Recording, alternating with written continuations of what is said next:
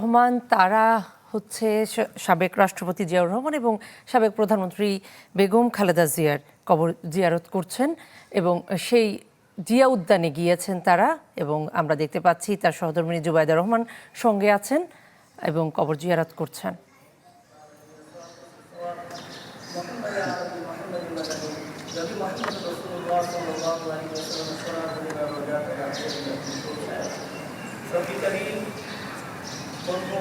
শহীদ president Ziaur Rahman সাহেবের পরিবার থেকে আরও যারা চলিয়েছিলেন তাদের পরিবার ছোটো থেকে আরো সহ এই পরিবারে যারা যেন দেশের সবাইকে তিনি মাফ করে জিয়াউল্লাহ জীবনের শেষ সময়টুকু জিয়াউল্লাহ তিনি তাকে শেষ করে দিয়েছেন এই দেশের মানুষের জন্য অধিকারী মন মহাবেদ খালেদা জিয়া তাকে তিনি মাফ করে দেওয়া ওরা খবরটা শুধু জান্নাতের বাগান শেষ বলে মনে করে না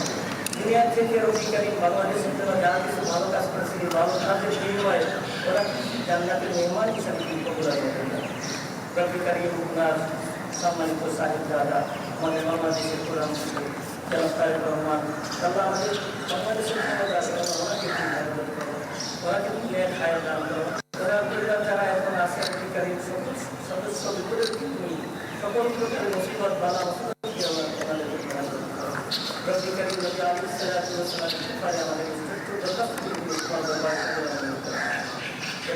আমাদের